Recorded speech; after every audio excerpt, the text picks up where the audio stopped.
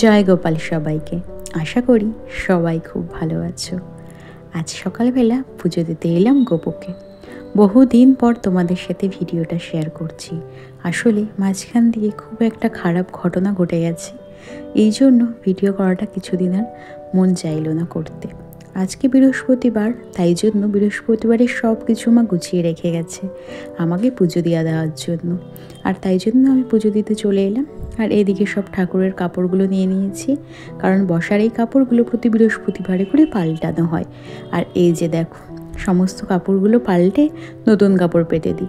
একটা গোটা সপ্তাহ থাকে তো কাপড়গুলোতে একটু ধুলো ময়লা হয়ে যায়, তাই প্রতি বৃহস্পতিবার করে পাল্টানো হয়।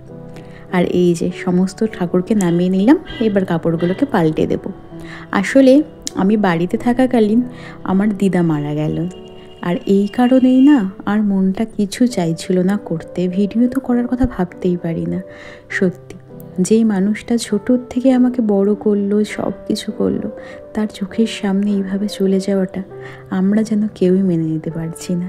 সুন্দর হেসে গেলে সবাই বিয়ের সময় কত আনন্দ করলো, আর তারপরে হঠাৎ আমার বিয়ের 2 মাসের মাথায় এরকম একটা খবর। আমি বাড়ি এসেছি, তার একদিন পরেই এইরকম একটা ঘটনা শুনে সত্যিই আমি ভাবতে পারছিলাম না যে এরকম কিছু হতে পারে।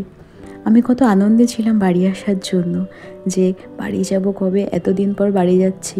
কিন্তু আমি কখনো কল্পনা করতে পারিনি সেই মানুষটা, যে মানুষটা আমাকে ছোট করে হাতে ধরে মানুষ করেছে, বাড়ি এসে আমি শুনবো সে আর আমার কাছে থাকবে না, বা সে আমার আর নেই। সত্যি এটা যার হয়, বা যেই মানুষগুলো এই সময়ে যেই সিচুয়েশানটা দিয়ে যায় তারাই জানে। আশেপাশের কেউ বলতে পারবে না যে কতটা কষ্ট। যার প্রিয়জন হারায় বা যার প্রিয়জন হারিয়েছে, তারাই জানে প্রিয়জন হারানোর বেদনা কতটা। এই কারণেই ভিডিও করাটা আমি বন্ধ রেখেছিলাম, কারণ আমার পক্ষে কোনো মতেই সম্ভব ছিল না এই সময়ে ভিডিও করা। তবু সময় শেষ হলো, সব কাজ কমপ্লিট হলো, তারপরে ধীরে ধীরে আবার আমরা জীবনের মূল স্রোতে ফেরার চেষ্টা করি। কিন্তু যতই চেষ্টা করি, আমরা কেউ কখনো সেই মানুষগুলোকে ভুলতে পারবে না। আর এটা সম্ভবও নয়। একটা মানুষের স্মৃতি গোটা জীবন জুড়ে, যার সব কিছু আমার সাথে, তাকে আমি এত সহজে কীভাবেই বা ভুলবো? এটা হয় না। আসলে আমি ছোটোর থেকে দিদার কাছে মানুষ, কারণ আমার মা তো অনেক ছোট অবস্থায় আমার মায়ের বিয়ে হয়েছিল, তখনকার যদিও সেরকমই হতো। তো দিদার কাছেই ছোটোর থেকে থাকতাম, দিদাই সব কিছু করেছে। আর দিদা আমাকে ছোটোর থেকে এমন আগলে রেখেছিল, যার জন্য আমার আর কিচ্ছু প্রয়োজন হয়নি। আমি তো বুঝতামই না যে দিদার ভালোবাসাটা কতটা গভীর, যতদিন না পর্যন্ত তাকে হারিয়েছি। সত্যি কথা বলতে, আমার দিদা আমাকে এত ভালোবাসতো, হয়তো এরকমভাবে আমাকে আমার মা বাবাও কখনো বুঝতে পারবে না বা ভালোবাসতে পারবে না।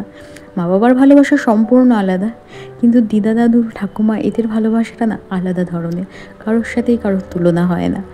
আসলে ছোটোবেলার থেকেই সমস্ত আমার দোষ, ভুল ত্রুটি যাই হোক না কেন, আমার দিদা কখনো না আমাকে বলেনি যে এটা ওর দোষ। সব থেকে বেশি আমাকে আদর করে আর সব থেকে বেশি আমাকে ভালোবাসে।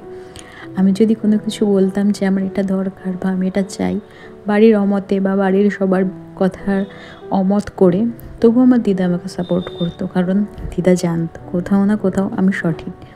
আমাকে যদি কেউ অন্ধের মতন বিশ্বাস করে থাকে, তবে সেটা সেই মানুষটা। তবে কালের নিয়মে সে আমাকে ছেড়ে চলে গেছে। কিন্তু ওই যে ভগবদ্গীতায় লেখা আছে না, মানুষ শুধু শরীর পাল্টায়। হয়তো তাই, হয়তো নতুনভাবে কোনোভাবে আবার আমাদের মধ্যে ফিরে আসবে, অন্য কোনো রূপে। তাই যেন হোক, আবার যেন ফিরে আসে আমাদের মধ্যে। আমি শুধু এটাই চাই। আসলে এত বড় একটা জিনিস না আমার পক্ষে মেনে নেওয়া এতটা সম্ভব হচ্ছে না, যতটা সহজ ভাবা যায় ততটা নয়। এখনও আমি বলতে বলতে আমার চোখগুলো যেন ছলছল করছে আর চোখ থেকে জল আসছে। আমি মানুষটা যে নেই এটা মানতেই পারি না। আমার যেন মনে হয় এখনও ফোন করলে আমার সাথে কথা বলবে, আমাকে ফোনটা ধরবে, কিন্তু না, সে আর ধরবে না। এই জিনিসগুলো কতটা কষ্টদায়ক সেটা আমি তোমাদের বলে বোঝাতে পারবো না।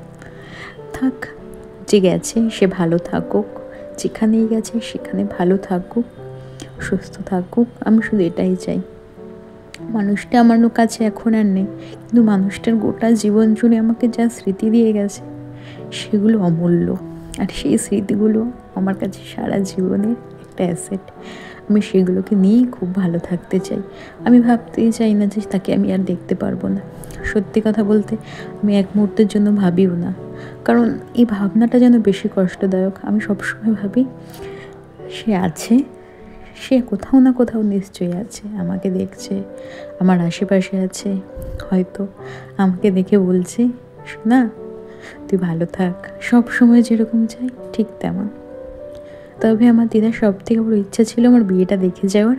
আমি এটাতে খুব খুশি যে সে তার বিয়েটা দেখে গেল এবং খুব আনন্দ করে গেছে। এটাই সব থেকে বড় পাওয়া, এর থেকে বেশি পাওয়া আর কিছুই না। আর তারপরে সমস্ত কিছু কাজকর্ম মিটে যাওয়ার পরে আমি ভাবলাম যে একদম আবার ধীরে ধীরে কাজে ফিরে আসি, কারণ সমস্ত কিছুর শেষ হওয়ার পরে আমাকে সবাই মিলে বলছিল, আমার হাজব্যান্ডও, যে এবার তুমি আবার আস্তে আস্তে নিজের মতন করে সব শুরু করো, দেখবে আস্তে আস্তে অভ্যেস হয়ে যাবে। হয়তো তাই, সেও তার মা বাবাকে হারিয়েছে, সেও জানে কীভাবে সব কাটিয়ে নতুন করে শুরু করতে হয়। আমিও চেষ্টা করছি, আশা করি সব কিছু কাটিয়ে নতুন করে খুব তাড়াতাড়ি শুরু করতে পারবো।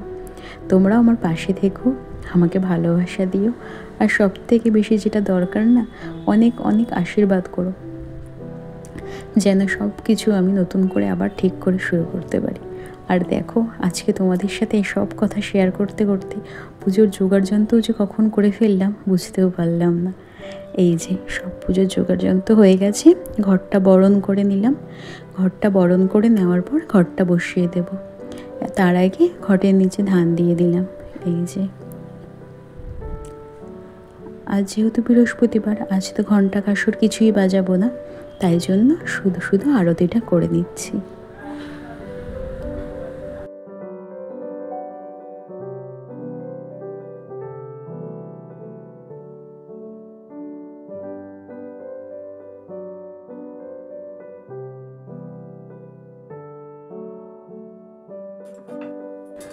আরতি প্রায় শেষ, পুজো আমার সম্পূর্ণ।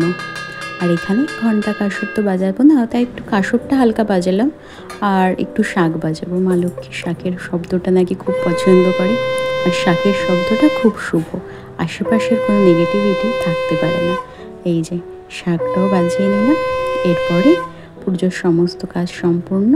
এবার প্রণাম করে নিই, আর আমাকে যেন সমস্ত ভগবানরা খুব করে শক্তি দেয় এই সব কিছু সামলে নতুন করে শুরু করার জন্য। আজ তাহলে আসি, আবার দেখা।